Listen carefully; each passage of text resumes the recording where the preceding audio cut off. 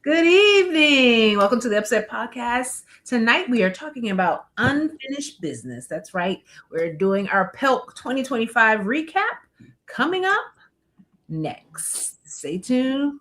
We can't wait to hear what you guys have to say.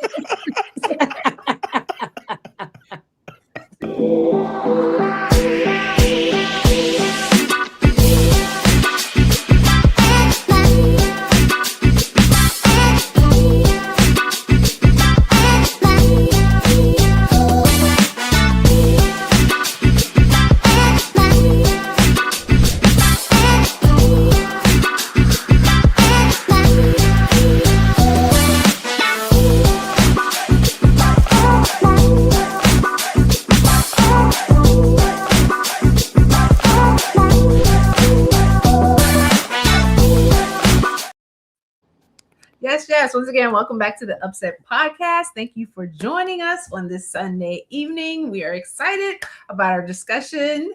We're excited to have this crew here. Look at us. Don't we look festive?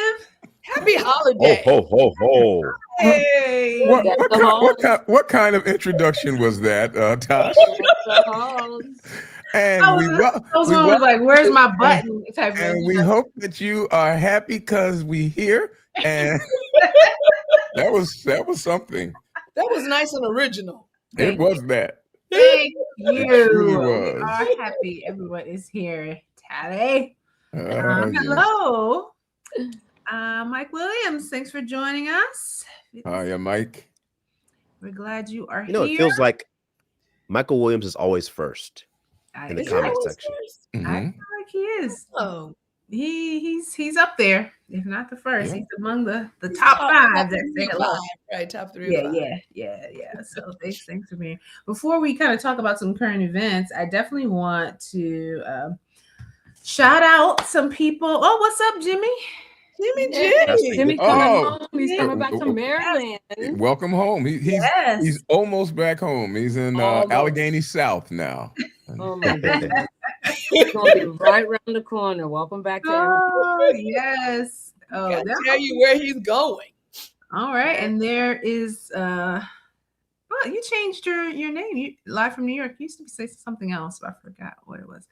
Well, thanks for joining us. And Sister Fernanda, thanks for being here. Dr. Daniels, I feel like we haven't seen you in a while. It is very much a frigid Sunday. We were just talking about that. Indeed. Woo. Jimmy said, welcome home, Roscoe Jenkins.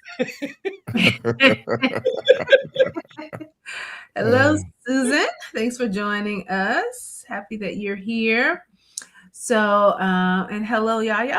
I love all the hellos. Yes. Mm-hmm. Hello, everyone. Hello. And I want to give a shout out to so many of the wonderful people. Oh, Yanni. Yes, we haven't seen your name in the comments in a while. What's up, sis? Welcome back. Yeah, welcome back. Yana said it snowed, so she didn't have much to do. Maybe just listen to those people. And hello, Sister Rita. Thanks for being here. So yeah, I was saying we're talking about PELC, and I wanted to shout out some of the people that we met while we were at PELC who came up to us and spoke and shared that they watched. That's right, snow day. What else to do on a snow day but watch the Upset, right? So I first want to give a shout out to Miss Rosalie. I don't know if she's on here yet. She's usually one of our first ones to say hello, Miss Rosalie Van Putten.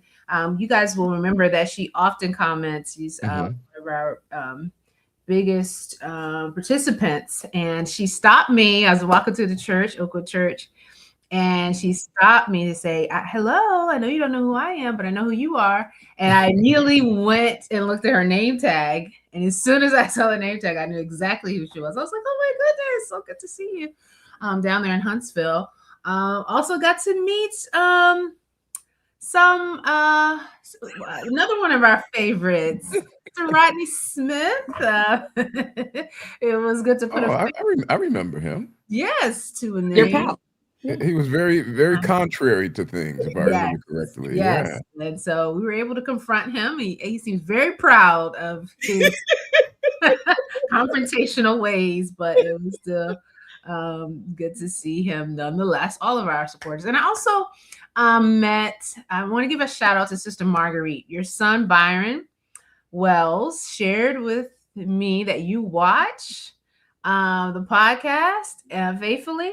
And so we want to say hello to you, Sister Marguerite. Thanks for watching, and appreciate that so much. And I don't know, some of you may have seen others, and I also met a couple of people from Delaware yesterday that say they watched the podcast. I didn't get your name, I'm sorry, but shout out to you. You know who you are.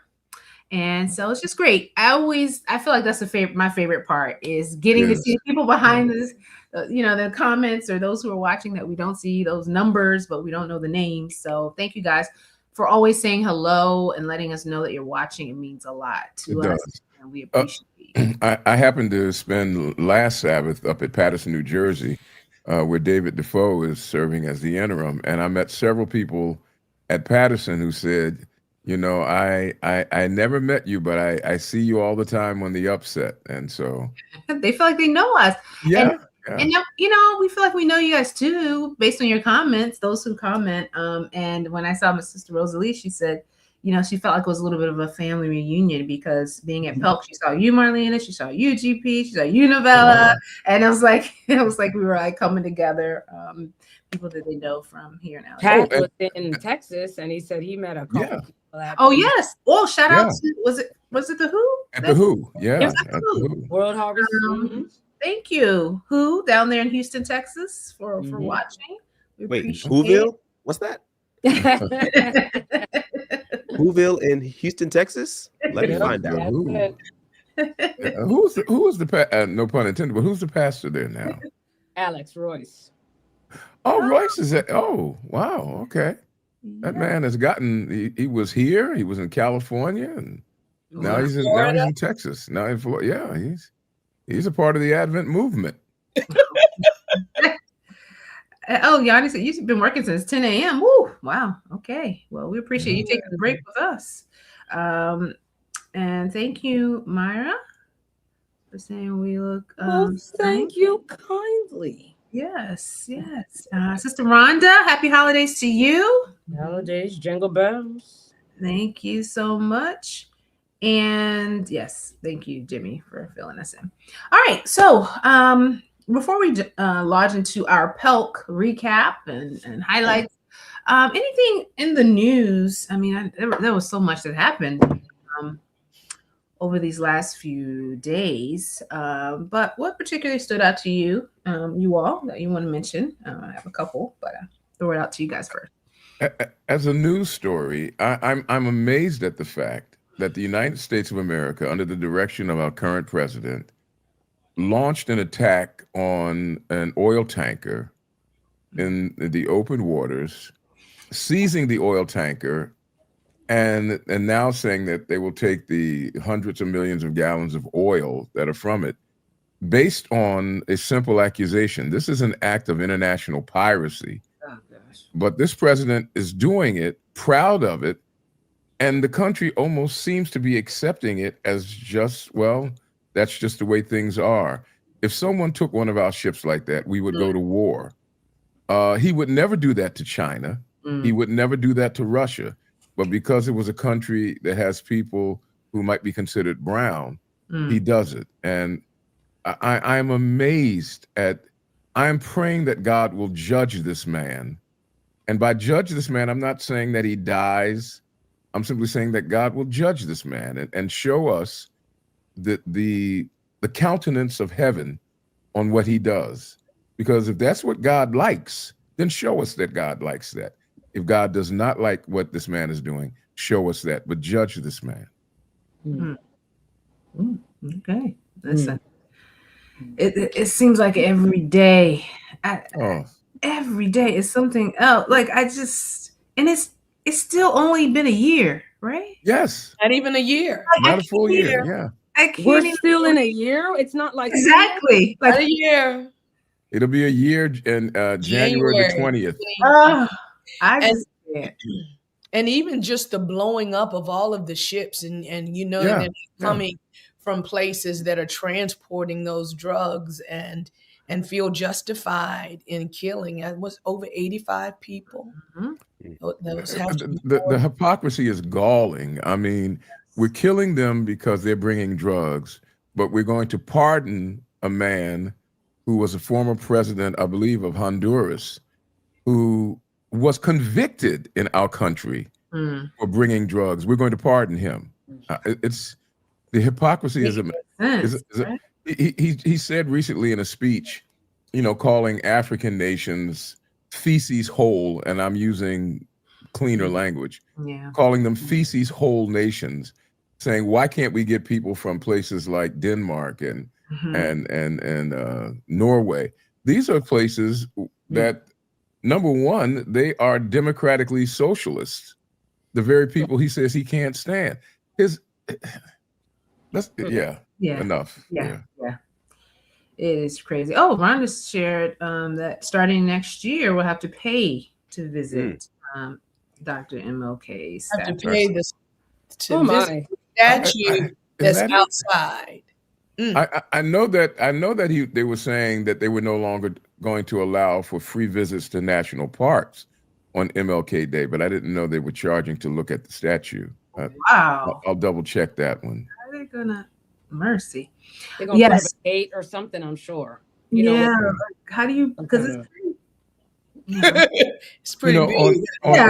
On national holidays, you can get into the federal parks, the federal national parks, for free. But they're going to remove Martin Luther King Day and Juneteenth, and so they're saying those days don't taking count. Away the holidays.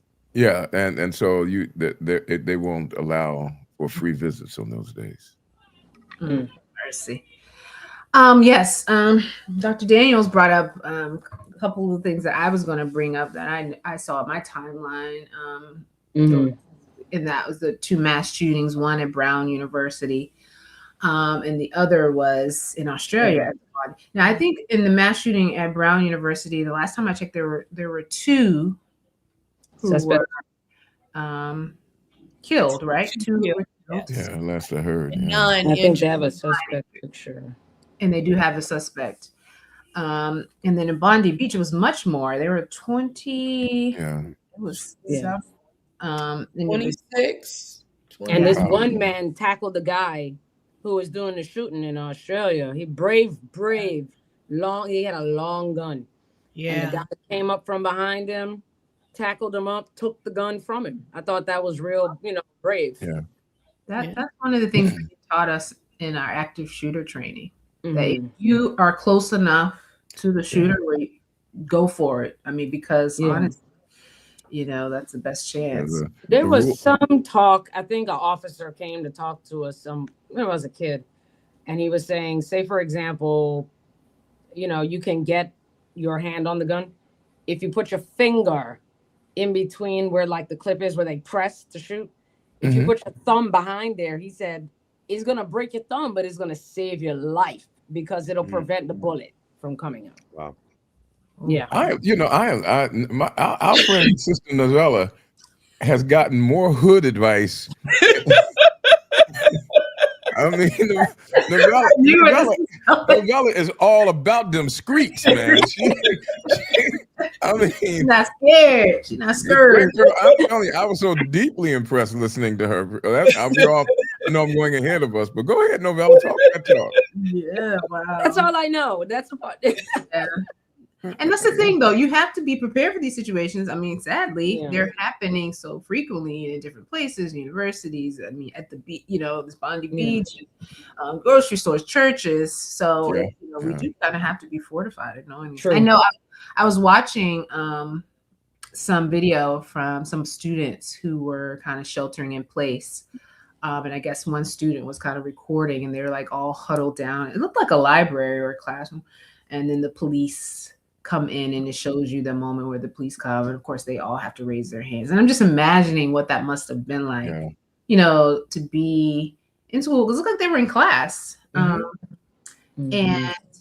have this, and then you're just sitting there. I don't know how long they had been there, but then finally when the police told them they could go, they were all rushing to got to get their bags and just trying to get away. It's just so disheartening to hear about these things, especially on college campuses. I just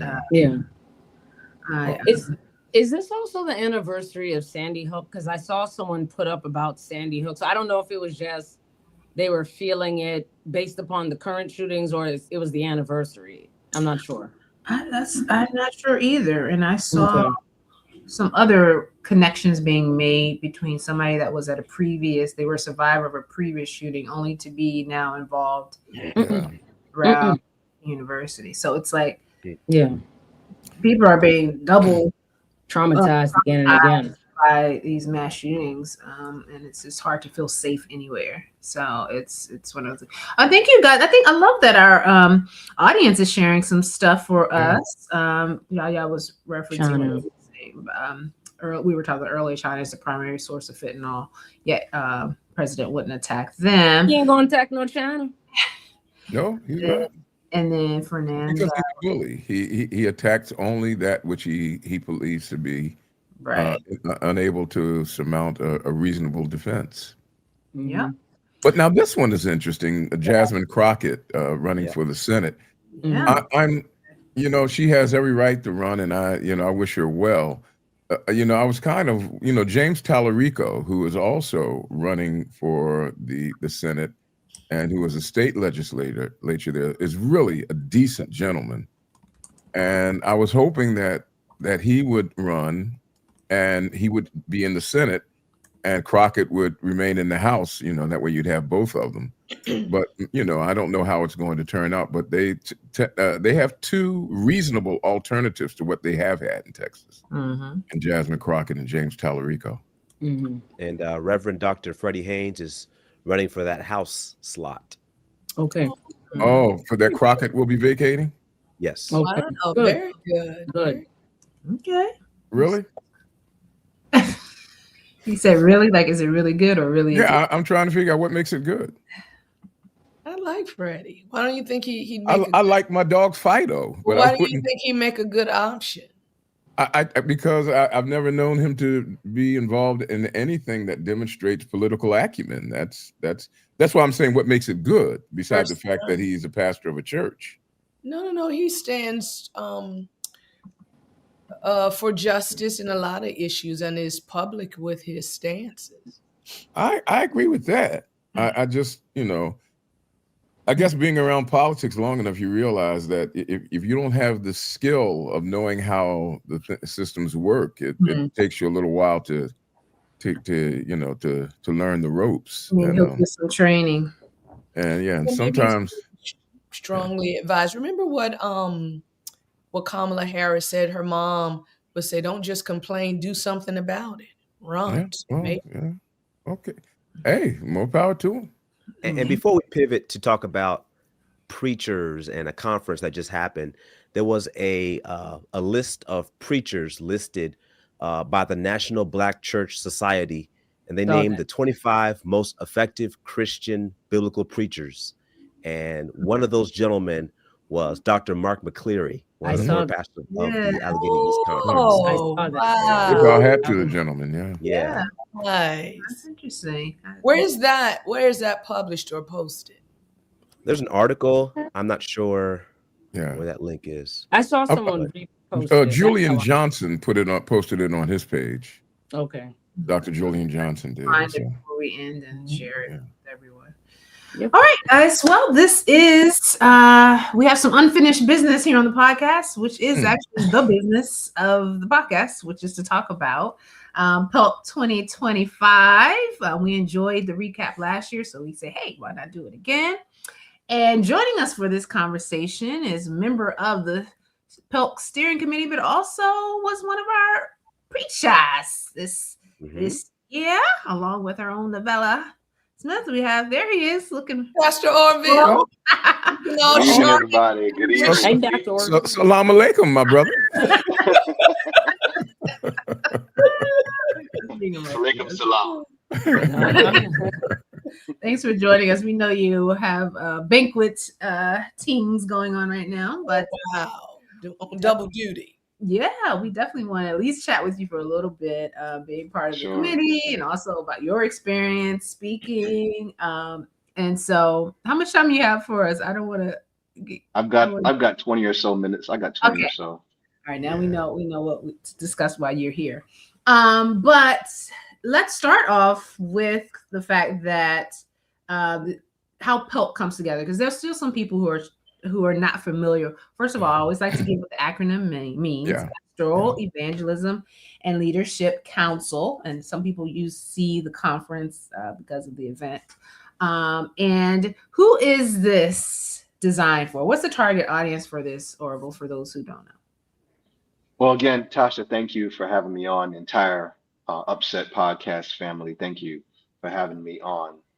Pastors Evangelism and Leadership Conference or Council, whichever one you feel like using on whatever day, is designed originally to help to equip and to educate those who serve in the different aspects of frontline ministry: pastors, Bible workers, conference workers, educators. It was designed, implemented by E. Cleveland, E.C. Ward, Mervyn Warren, back in 1979 in order to create a platform for workers to come together and encourage each other.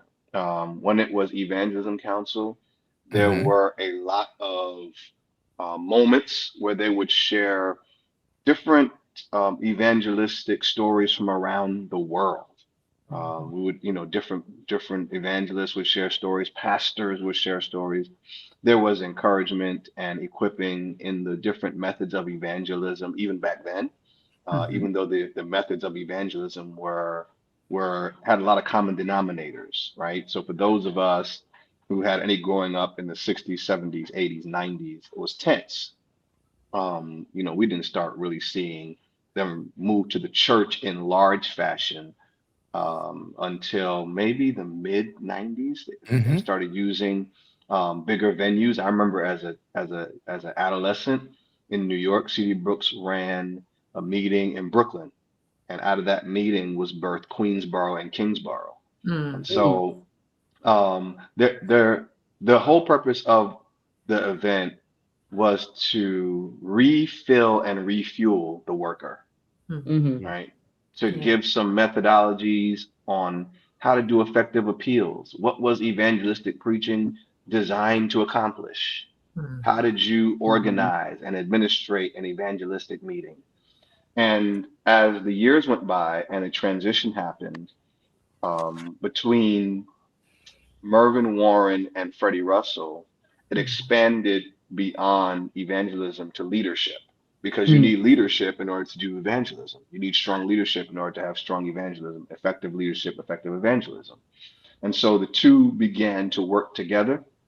And so for the last, I'm almost ashamed to say it's been this long, but for the last 15 years that I've been part of the committee, we've sought to use one day as evangelism, one day as leadership.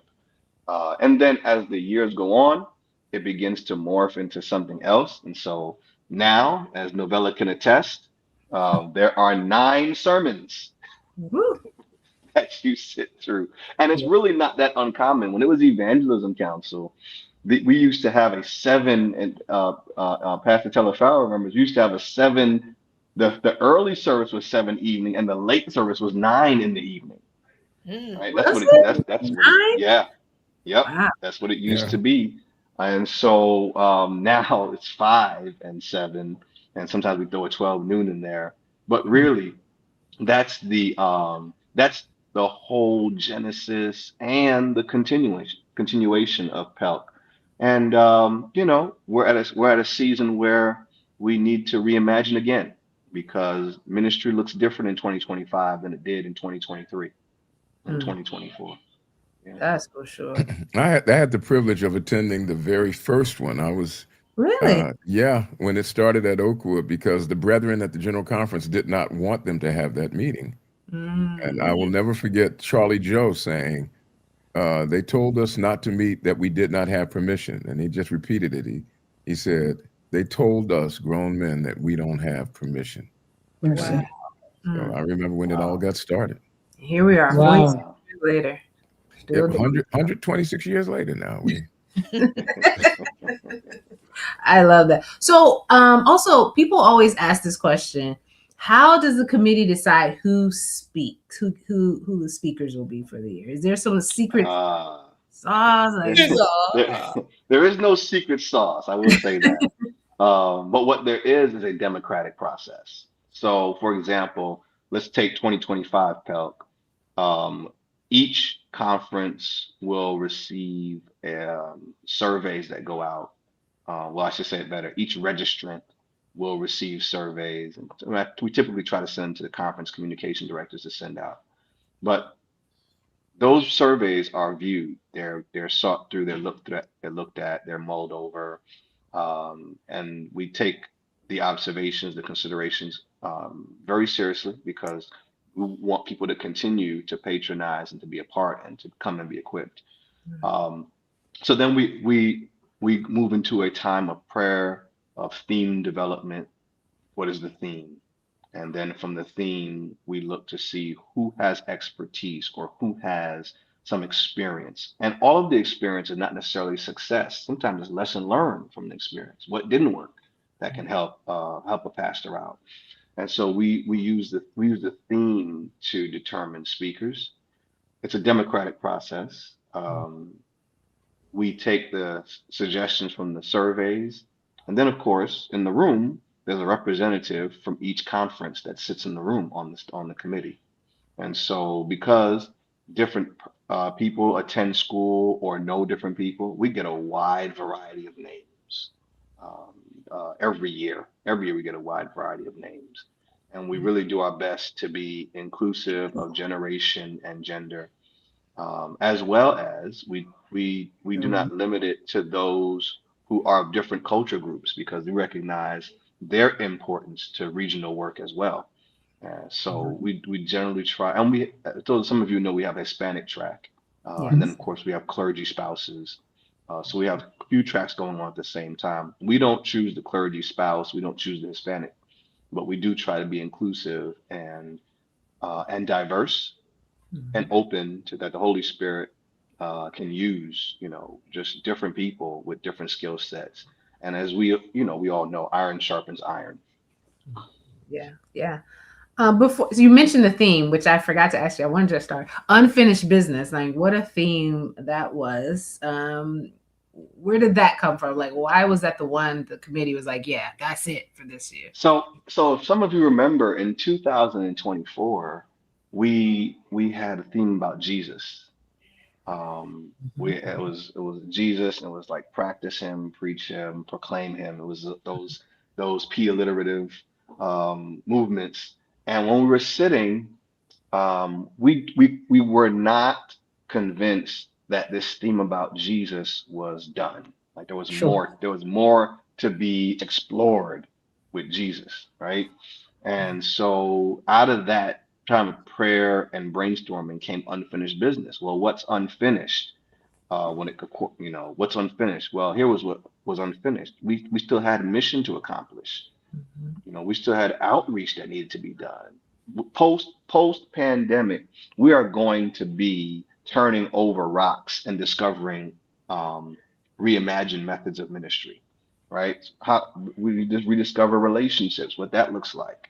And then evangelism, which is what we came for to Huntsville. We came to deal with evangelism and all those ingredients. So it was unfinished with the acronym MORE: mission, outreach, relationship, evangelism. Right? Yes, there's still more to be accomplished. Wow. Yeah.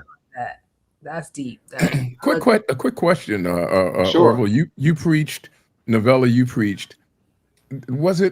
Did you either of you feel any intimidation of, that's an august assignment to preach in front of preachers from all over the country? Did you feel any sense of hesitation or reticence, or what was it like to stand in front of your colleagues? Well, I'm gonna let Novella start off. I'm gonna be chivalrous. Let Novella. Thanks, Orville. It was an honor. It was an honor, first of all, because as you just described, there are several names under consideration. So it's an honor, but I look at every single moment like that as an assignment, right? Mm-hmm. So the nerves that people thought I had, I did not have.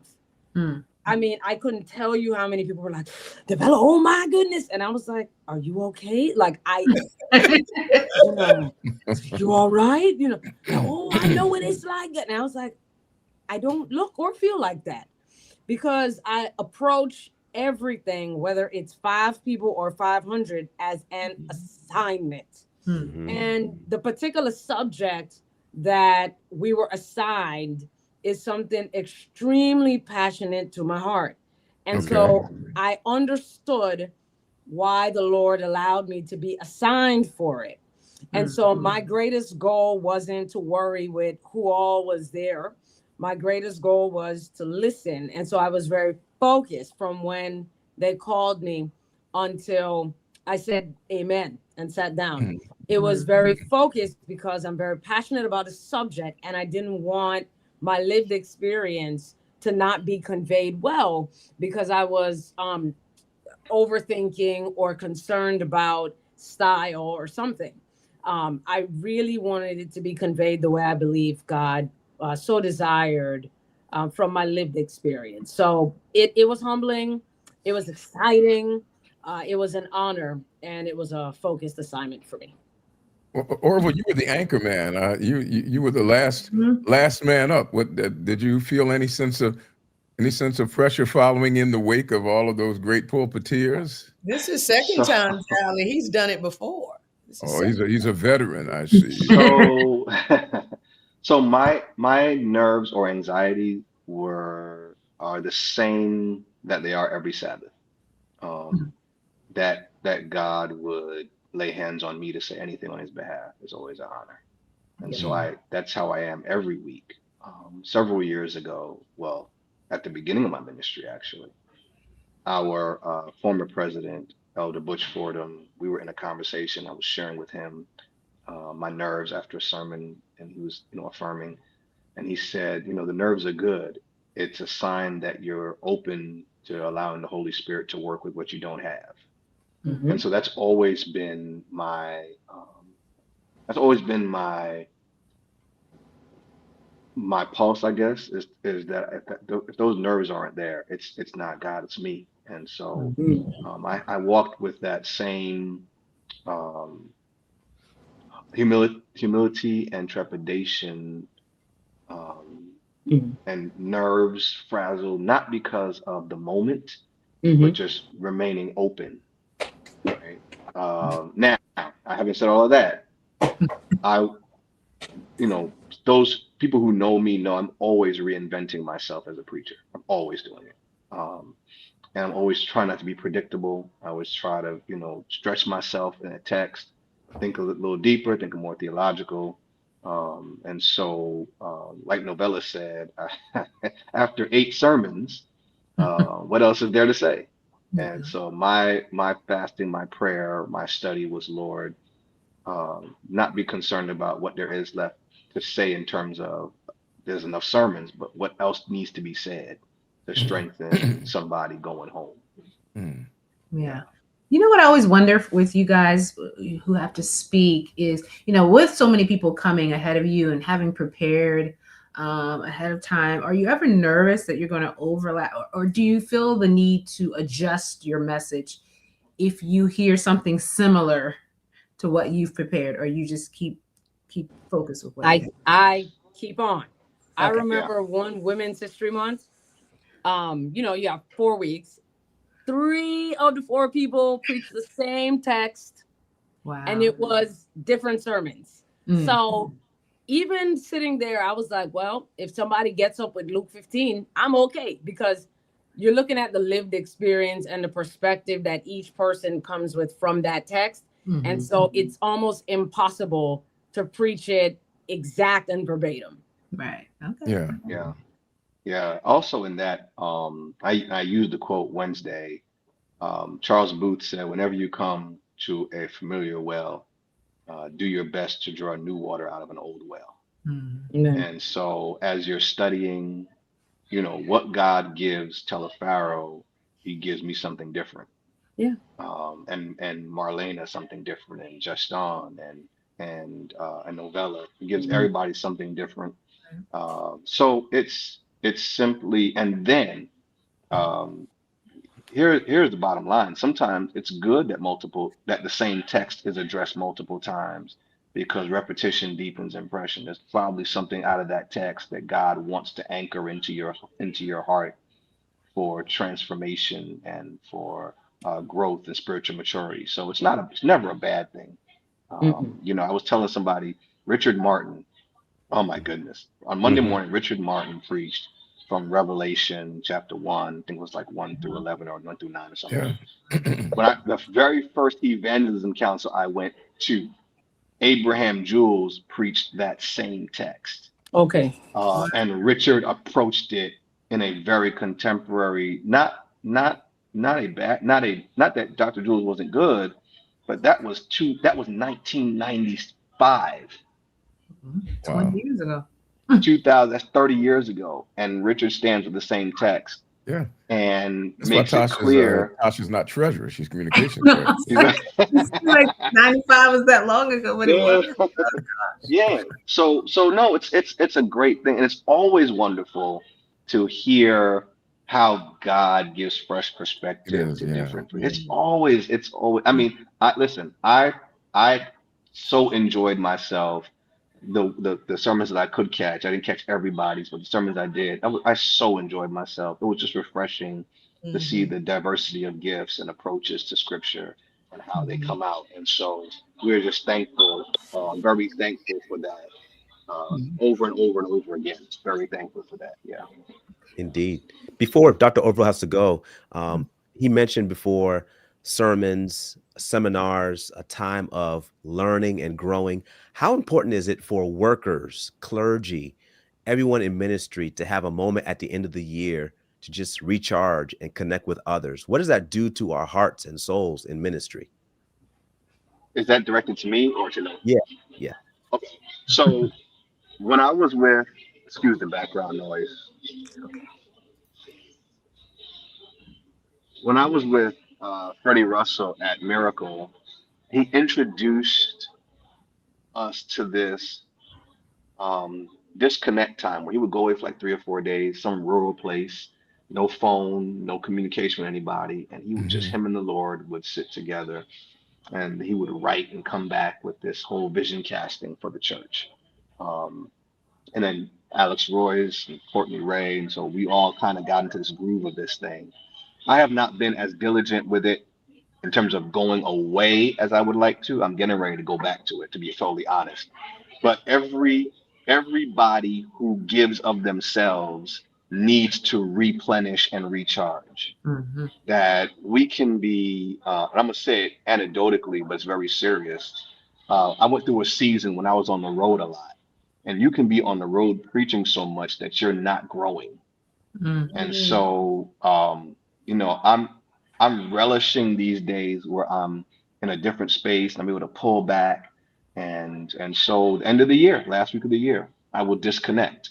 I will spend about 3 or 4 days, just me and the Lord, no outside communication. I'm gonna go off the grid and just refuel, recharge, reset, reimagine for what 2026 is going to do. Everybody, every leader who pours out regularly, who pours out, needs to refill, because once you get empty, you're not your best version of yourself. And so what we discover is we're only as good to our families and or our congregations when we are really connected to what the Lord is saying in the personal and the corporate space. So that will be my encouragement, is don't take another preaching engagement. Don't overwhelm yourself. Take some time, for the self-care, but take some time to really listen to God. What is God saying to you, and what is God saying to your church? Find the place, that's real secluded, turn off the phone, turn off Netflix, turn off Hulu and Peacock and all that stuff, and just get in a space with God and listen for what he is saying to you. Their busyness is the enemy of productivity. True. Yeah. Yeah. That is so That's true. And I know you have to go over. I want to make sure you saw your shout outs from some of your members. Donna McAllister. So that's my pastor. And Oh, wow. So did Yaya Drew. And then Terry King Lane says she is coming to Church of the Oranges to hear you preach live. So Oh, God bless you. God bless you. Hey, I got a confession. I'm on my phone without my glasses on, so I saw none of that. Thank you for telling me. I confess. I'm out here with, trying to be fly with no glasses on. I can't see what's going on. And then Kristen. I'm blind. Kristen Mountcastle said, "That's my old pastor." So you're getting your shout out. That old. That's not spiritual. Get that off. I was going to say that her old. Does that mean like previous or aged? Previous pastor. Tally, yesterday we celebrated 55 years at Germantown, and they did this Mount Rushmore thing with the pastors.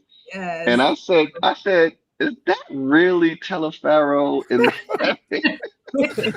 Look, man, I'm about as cold and as old as stone as it is. So that Germantown pastorate, that was a tough pastorate for me. Yeah. Wow. But now you're in the history books. Yeah. And before you go to, I wanted to echo the sentiments that Miss Rosalie Van Putten shared. And she said PELC was amazing. She learned, enjoyed, and blessed. And she said, kudos to you, Orville and Novella. You made us proud. And so Rosalie, real quick, Rosalie Van Putten was a pianist at my home church in New York. And when we first started moving to what was termed gospel choir, she was the pianist. And she was she was a very pivotal inspiration to my musical journey. Very pivotal. Yeah. Rosalie Van Putten, gem of a woman. Yeah, I was happy to meet her for the first time. Yeah, at PELC. So yeah. Absolutely. We're like AEC. Like it's always great to support our pastors with AEC. Absolutely. And Novella, what an awesome job. All I'm hearing is affirmation. I didn't get to make it, but Novella, we salute you. Amen. For standing tall. I heard it. Standing tall. I heard it too. I heard it. There in the flesh. Yeah. Mm-hmm. Yep. Absolutely. Thank you, sir. Yeah. Okay. Well, Orva, I know we don't want you to miss any more of the banquet. We appreciate you. Yeah, they got the banquet today. So, I'm in here in this Christmas colors, black and red. Reverend Dr. Brissett, don't dance too much, okay? Don't dance too much. No. See, no. That's your propensity. That's Look, or Pastor Orville drink too much. I know you got a lot of Jamaicans there. Oh my goodness. I love all of you. As unsaved as you are. I love all of you. Good to see you, man. Yes, thanks so much. As well. Thank you for having me. Really appreciate it. Appreciate the time. All right. All right. So we someone said rum cake season. Okay, so wow, we've been talking a lot. So for those who did not go to PELC, because I really want to give people a general overview of some of the things that we heard. We talked a little bit about preparation for the messages. The theme was unfinished business. I definitely saw a theme with all of our speakers. I don't know if you guys saw this as well, which I think is part of it, is ministering to the least of these and not being selective about who ministry is for or what our purpose is as leaders, as pastors, not forgetting to reach out to individuals we may otherwise overlook. I kind of saw that as a theme permeating a lot of the messages. But let's just go down the rundown of those who spoke for those who don't know. So Sunday night, opening night, the director of PELC, Dr. Jesse Wilson, he's a doctor. Yes. Yeah. Dr. Jesse Wilson, yes. He spoke. He did the opening night. This was after the awards, which was also great to honor those who served. And his message was called I'm too called, Too called. which I thought was good.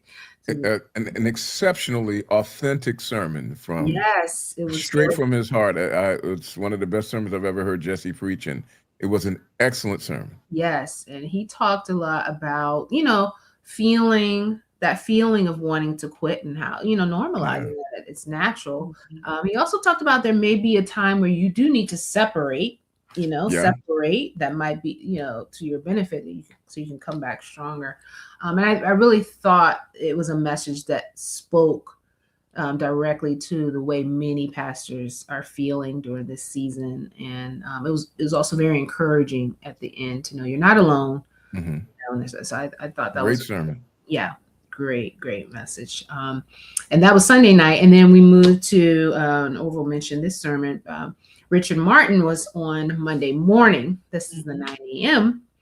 And his sermon, I don't know everybody's titles, but I know these because I listened to them this morning. The Privilege of Patmos. It may not be your preference. Yes, it may not be your preference, but it is your privilege. And go ahead. Somebody else kind of give a summary. Anybody want to take that summary? I mean, Novella was summarizing it well, but it was one of the finest sermons that Richard Martin is he's an exceptional pulpiteer, especially for a younger man. But it was just an exceptional sermon. I mean, I listened to it to great benefit as an older guy.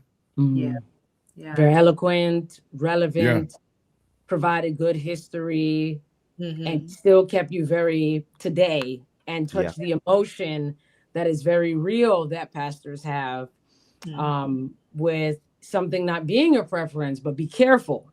Because it is your privilege and it's what's best for you. I really loved how he reframed it. It's like you can recognize that something is not what you want, but still be able to benefit, see what God is trying to do in that season. I'm going to talk to him about his closing illustration. But it was an exceptional sermon. Yes. Indeed.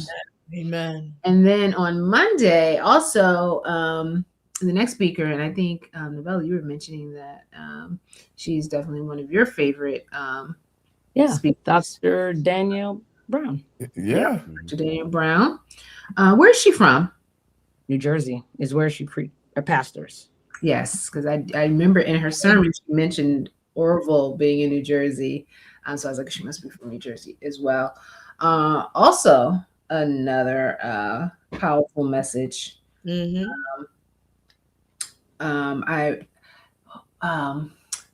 party. Invitation. She had a couple of lines in there. I said, I'm gonna have to write that one down.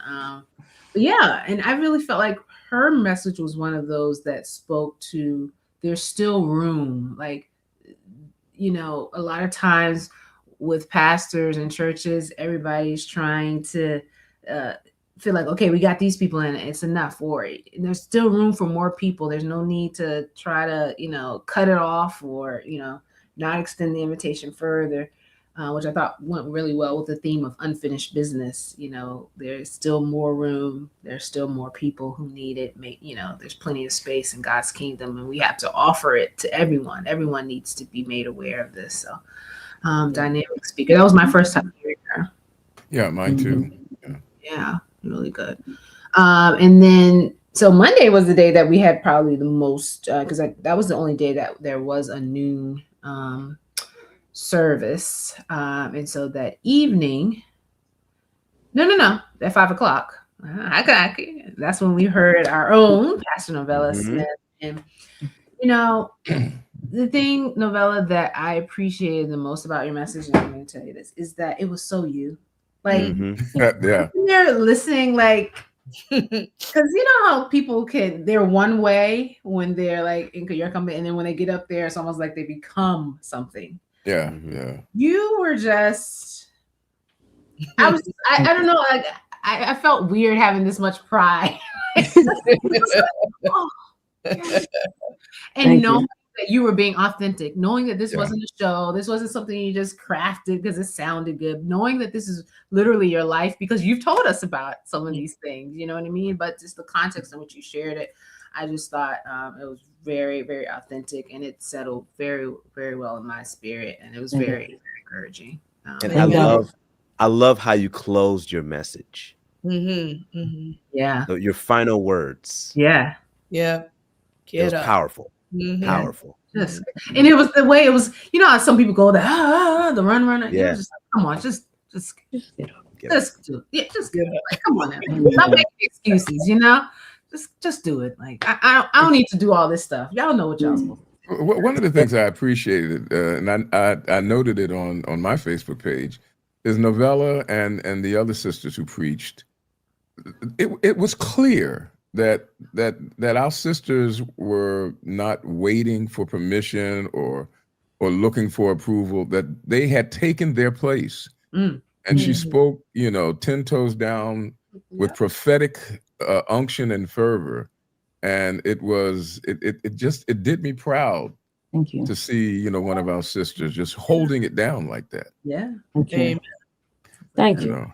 Yeah. I mean, yeah, and the boldness with which she ministers in the Annapolis community, Yeah. The girl said she ain't scared. She got gangsters watching her back. Right. I was waiting for her to say the Holy Ghost got. She said, I got these cutthroat thugs down the street watching my back. So, yeah, Jesus and the thugs, right? Yeah. Thank you. Great work. Great work. Thank you so much. And it's just, the thing is, you could pastor there and never have the lived experience that I have, because you could choose to not venture into that community, or you could do another part. You could do the businesses, you could do something else. And if that's that pastor's directive from God, that's fine.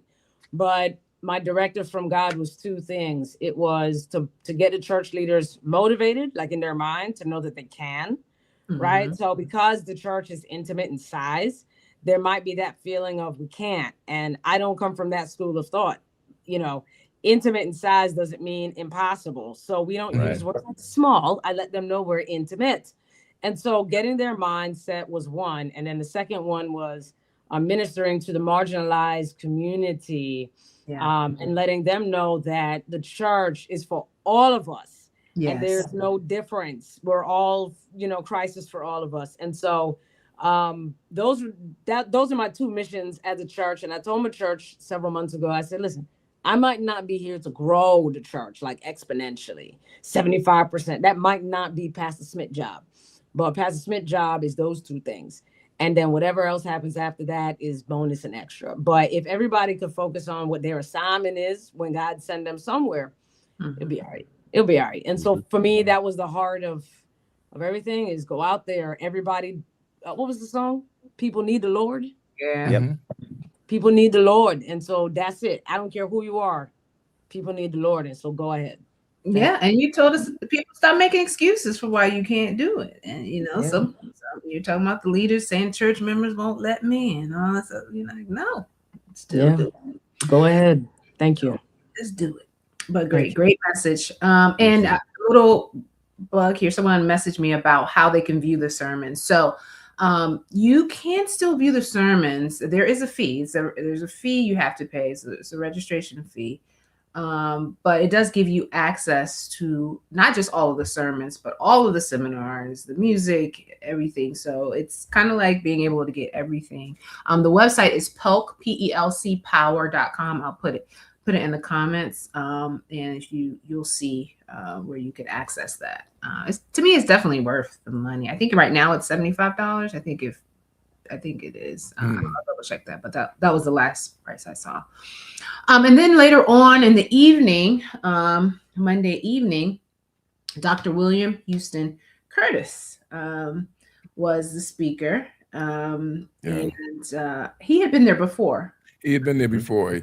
What did he preach? He preached that sermon about some trees that Myrtle trees, yeah. Yes. But William Curtis out of Pittsburgh is probably one of the finest pulpiteers, and I know Novella's got another appointment, but he's probably one of the finest pulpiteers as far as sermon construction and delivery in the country. Yeah. He's just, you know, I've known him for a few years, but he's just an extraordinary preacher. Yeah. I love the way he kind of paced himself through the message. Yeah. I love watching. I don't know. I've gotten into this, I think, since coming to PELC, just looking at everyone's style of preaching. You know, some come in very different, and then they gradually build. Some come in strong, and then they come just arcs throughout the message. And I definitely think he delivered a strong message as well. And he preached from the passage of Elijah wanting to die, asking God to let him die. It was an extraordinary Listen. When he said, go get some sleep or go get something to eat. Yeah, practical. Yeah, very practical. I mean, very practical. I believe that he is the pastor of the largest church in Pennsylvania. Oh, okay. Ararat, and at one point it was between him and Alan Waller here in Philly, but I believe that Ararat is actually bigger now. But he's a great preacher. Yes, great preacher. Yeah, that was a powerful sermon. All right, and then Tuesday, because the conference goes from Sunday evening to Wednesday afternoon. For those who don't know the scope, on Tuesday, Elder Eugene Lewis was the speaker. He is out of where is he out of? I know he's a vice president. When I went to the Office of Regional Conference Ministries, I saw him. His picture on the wall. I was like, oh, that's the gentleman. Somewhere on the West Coast. Yeah, it's on the West Coast. Was it Washington State? But yes. And he did a great message as well.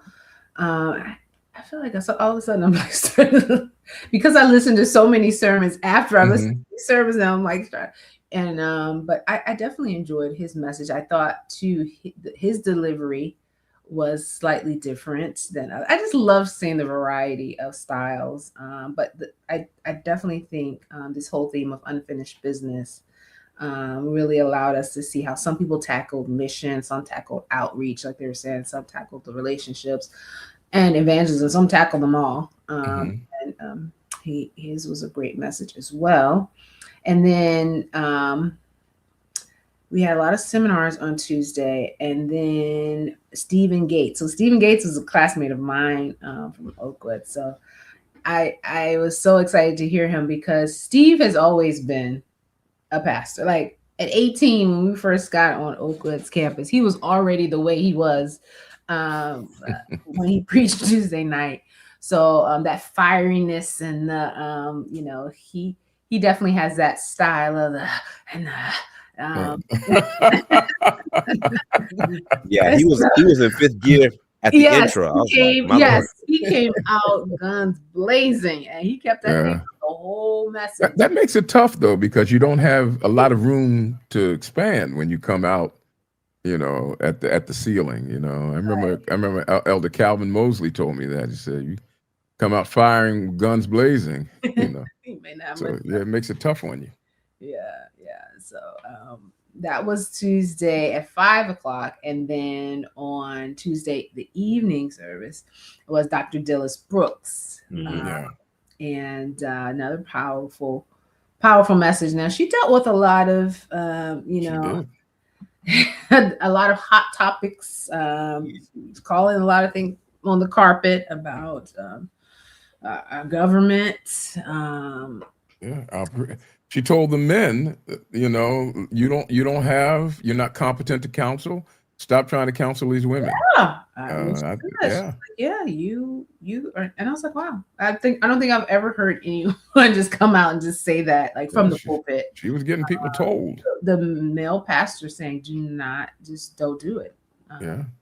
Refer them. She said, refer them. She didn't say don't counsel, let's leave them high and dry. But she did. She said, don't do it. But what I'm saying is, she wasn't saying don't help them. She's like, help, but no, refer them to someone. And that's wisdom.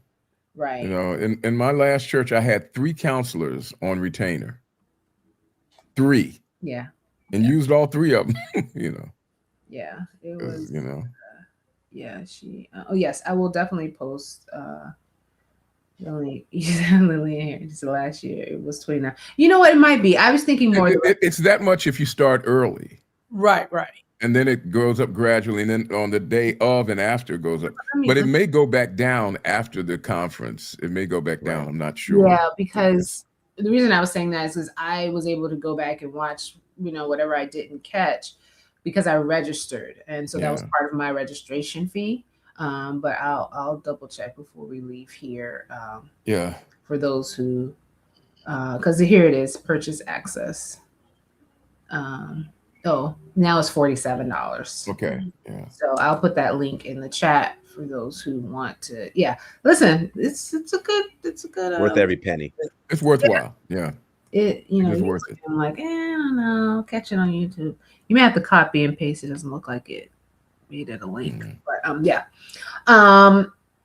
Dr. Dilla's books. Yeah, she was she was cutting edge. That was a cutting edge kind of sermon, but I appreciated her style. She was a little bit more she had a humor, a lot of what I felt was like a little bit of humor and kind of matter of factness in her delivery. Yeah, it was down home. It was anti preaching, like your auntie getting you told about something. And didn't she have on high top sneakers?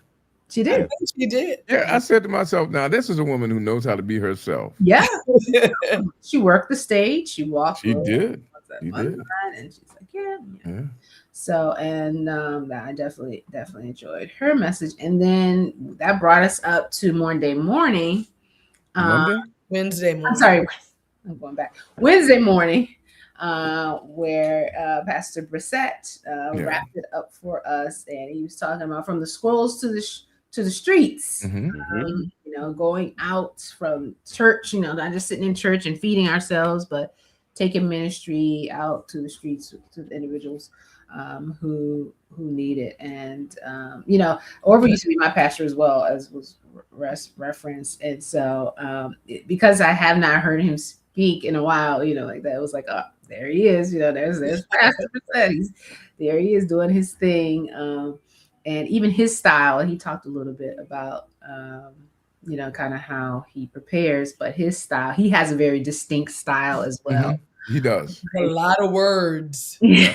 I mean, and he's a good example. Orville's a good example of what we commonly call a manuscript preacher. Yep. He uses a manuscript and he does it to great effect. I mean, and you can see the preparation. Right. Yes, definitely. And then the appeal, like he had he's a hooper now. We talk about staring at that end, and I was thinking about that when I was listening to and I was like, I wonder if that is a lot of the pastors who can actually sing do well with that. And I wonder if there's a connection there. No.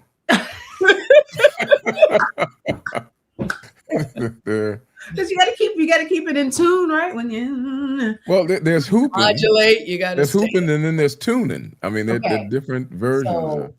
There's a hoop and a tune, I think, working together. But there's hooping, there's tuning, there's hacking, and so these are all different areas of. I don't do any of them, but. Yeah, he brought in that. That's part of his style. So he brought that because, like he said, he was on the manuscript, but at the end, he got into his little. He got into the hoop, yeah. Got into the hoop. But no, it was a do it again, Tasha. Do some more hoop for us again. No, thank you. Thank you. But it was nice, and then that kind of ended with he asked our president, Dr. Kinlock, to pray over. The pastors there to give them the courage to be able to go forth, strengthen them in ministry. And so that was the end of the preaching portion of it. I know we're after 7 here now, but I do want to talk a little bit about the music because second to preaching, one of the top things that, I always hear from individuals that I talk to is that they really enjoy the music at PELC. Yeah. And this year it was announced that the current PELC music ministry would be retiring, but this will be their last PELC ministry together as a team after 11 years under the leadership of Damian Chandler.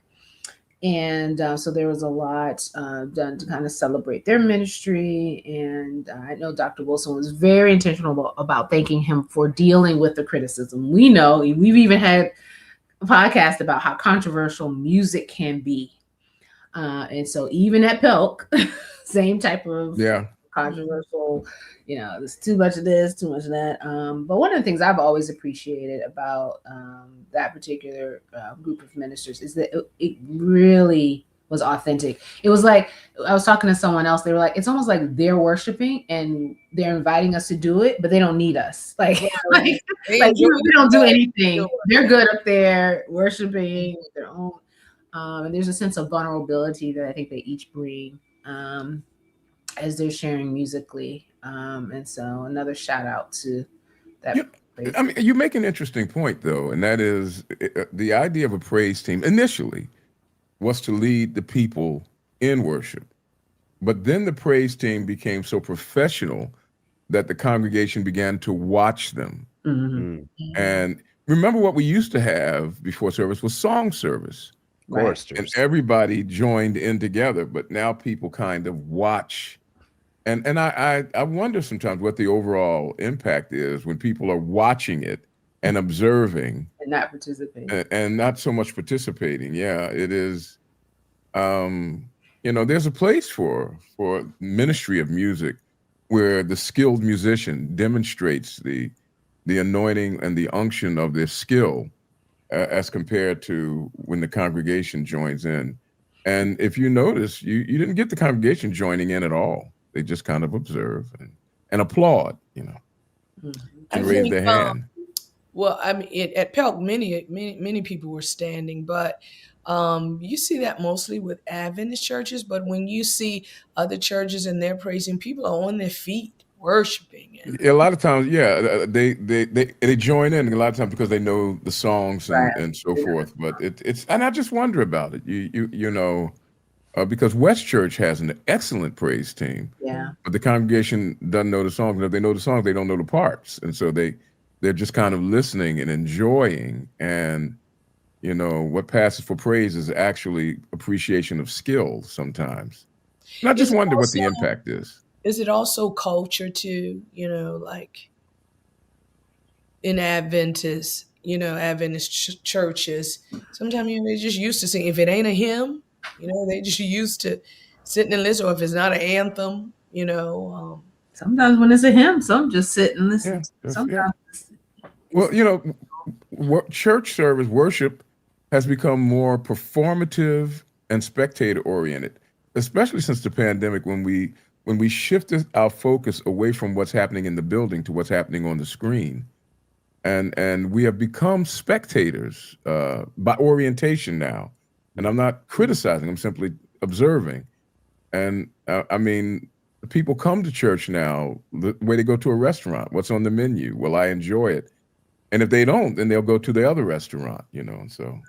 But it's always interesting to me too. Sometimes when you're in church and you see people, and it's almost like there's no emotion, like they're just. But then after you talk to them, and they're like, "Oh, Trisha, I enjoyed it. Great today." Like, really? It was like, how come they'll say that? That was so good. And it's like I realized that, like you were saying, Ty, I feel like some of them are in spectator mode. Not that they're not enjoying it. It's just that they don't feel like it's necessary to express their enjoyment for others to see. They just feel it. But isn't it also like that even with sermon preaching, Tally? All of us GP, we're preaching, we're sharing the word. Some people like, and some really, are engaged. Hey, man, and then some of the main ones like, and then so, I just enjoyed the word. It was just so good, but you couldn't tell. You're like, should I sit down? But as a preacher, I've never been drawn to a lot of response. I want people to think. I want them to think and to be cognizant. And I'm not. I guess you don't read your audience, Tally. I read them. One of the hardest things for me was when church, when we came back and people were wearing masks, because you can't read people when they're wearing a mask. Mm-hmm. And so you want to know that they're listening, but I would prefer not to have a bunch of people shouting back at me. Yeah, just a little head nod, right? I mean, just acknowledgement, just Yeah. like a conversation. But Tally, you want to know that they get it, even if Right. Yeah, you need those cues. Yeah. You know, Mm. but most people nowadays are preaching to the screen. They're preaching to the lens, and you can't see the lens. And so a lot of people now, basically, they're preaching a sermon, but they're not necessarily preaching to. They haven't established the dialogue, you know. Yeah, and so, Yaya's giving us a perspective. She says, I can't respond when I'm listening. I'm in focus mode. And that's sometimes people are like that. Like, if they're really listening, like they're not. And then I think for me, going through different seminars, even when we had our listening episode, we were talking about those skills. I find myself, I'm a nodder. Like I tend to like to let whomever's up front know, because I get what it's like when you're up front talking and you're like, is anybody hearing me? So I may not yell out, but I'm gonna give you a head nod, or I'm gonna you don't want stone faces. Yeah, right. You know, you want a vibrant dialogue established. Right. But I mean, some people, they want to, to them the end is to shout. I want to shout. I've come to shout. Make me shout. Amen, Walls. Yeah, I mean, and so, for example, the hoop is established to create a response. It's call and response, and it isn't necessary. Say that again, Mara. Like a celebration. It's a celebratory aim. Yeah. And I say, celebrate. Make sure that when you celebrate the gravy, that there was some meat in it. I mean, I mean, I've heard guys get up preach and they didn't say much of anything at all. But at the end, somewhere, and they just get to that run. And you haven't done that before, Tom? I never do that. never do it. Never do it. I mean, I grew up. Remember, I didn't grow up Adventist. I grew up with hooping and tuning, and tuning. I'm talking about hold your ear tuning, like. You feel it, like. Yeah, I mean, put your hand in the small of your back tuning. Tally, your boy Curtis does that. Dr. Curtis, he says, you feel me? Shake your neighbor's hand, shake them and rock them. Rock them and shake them. People like that responsiveness. I'm realizing now that I'm just not going to get away from this. Talk to your neighbor. I tell people all the time when they say turn around, touch your neighbor, say don't do that. And then they tell you to go to the next neighbor. Then they tell you to turn around. I tell people all the time, don't do that. Don't do that. But Tally, has it ever been a time where when you were preaching the word, it was so good to you? You just, I mean, there's a physical response. Yeah, I mean, just like talking to someone, there are times when, and it should be organic. It should not be performatively scripted. You shouldn't be in your notes. Yeah, like there was a guy we never will forget. This is at Oakwood in homiletics class. Guy was preaching and his notes fell off the table, and they picked up his notes, put it back, and on his notes it said "cry here." Oh, no. Wow! Cry here, Wow! Talk about performative. Yeah, I mean, throw your hands in the air. And then there was another guy who had throw handkerchief here. Oh, wow. And so a lot of people are scripted that way. And I'm not here to take it from them, but Yeah. But what a lot of our churches aim for it. That is the purpose. If we don't do that, then we haven't had church. Yeah, that's their market. Yeah, that's a whole other discussion. Preaching as performance. Yeah, because there's a performative element to it. There is. But, yeah. Delivery is important too. If you're dead in your delivery, then that's what I really wanted to ask Orville and Novella, even though they said, it's just an assignment no matter what I'm preaching. I mean, it has to be slightly different to preach to preachers. No? Oh, yes. I think it is. Yeah, it's almost like there's a certain expectation to bring some preaching skill, like homiletics, right? Beyond content, because I feel like content tends to be pretty concrete, but even delivery. Even in your homiletics class, the first thing you do is consider your audience. Exactly. Yeah. So if you're going to speak to highly intelligent people, then your sermon would be likewise. Right.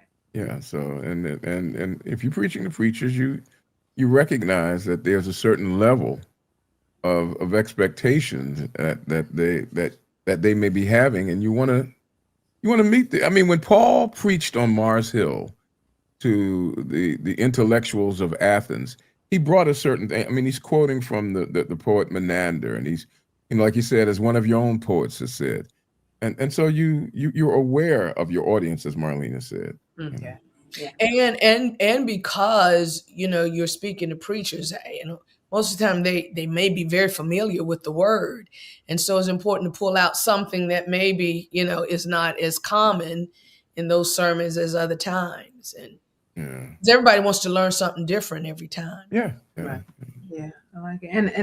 And the, I don't even call it call and response, but I've never been anywhere like at PELC when the pastors get up and flood the stage. And I think so.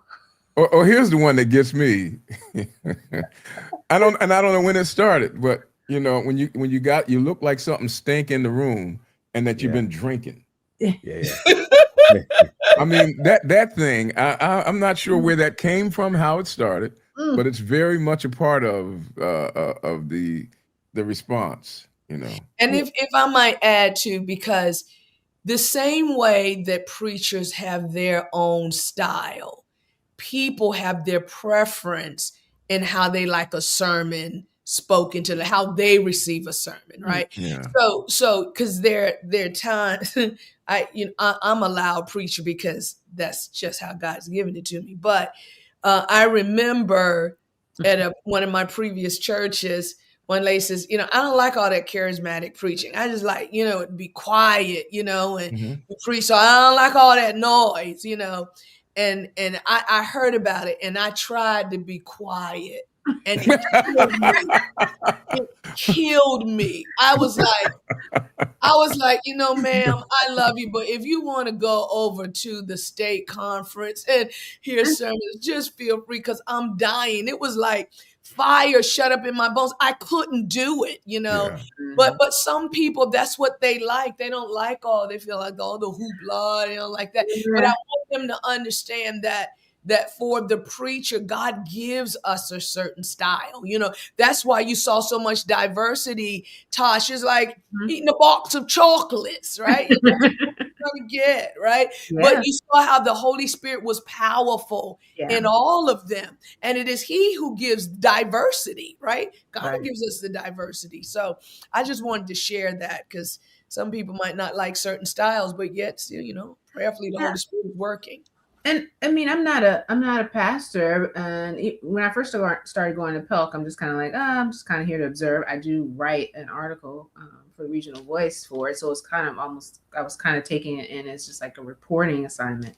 But one of the things I realized is that I started to look at preaching at PELC as an art form. So it's almost like, just like you can appreciate different styles of music, I'm able to say, that was their style, and this is what I can draw from it, as opposed to I like that but not this. I don't really look at PELC like that.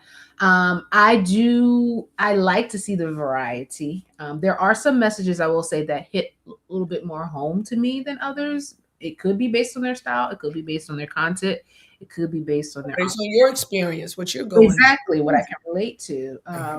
But yeah, one of the best practitioners, Jesse Wilson, is an unabashed practitioner of pulpit skills. I mean, when he got to the end of the sermon, the piano, and this is one of his pet peeves. He tells musicians, do not start playing too early. And when I'm ready, go. Yeah, when I'm ready, it'll be B minor, because he knows where he wants to close. And you'll hear preachers do that, and take me up to C, and then they'll start doing that, and then now I've never done that, but Jesse knows how to do it. All I'm saying is if you're going to do that, know what you're doing. No, that's good. Know what you're doing. And some people tried, and PELC is not the place to try that. Let me just put no.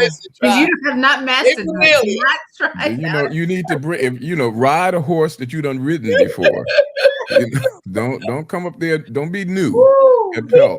That would be your last time. You see those preachers there, and they start breaking their neck listening to you. Like, that's when you know you got a problem. and I've Asking, seen it happen. What conference is she in? Yeah. But PELC was really good. It was refreshing, invigorating, and the preachers did a great job. Amen. Amen. So before we and last thing I wanted to ask the team, what was your number one highlight, or what are some of your favorite things about PELC?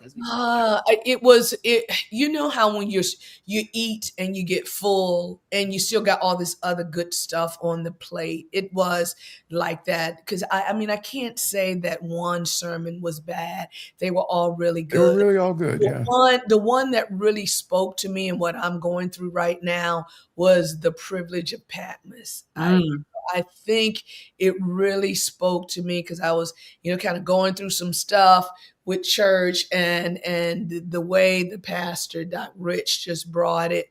It just blessed me tremendously. Yeah.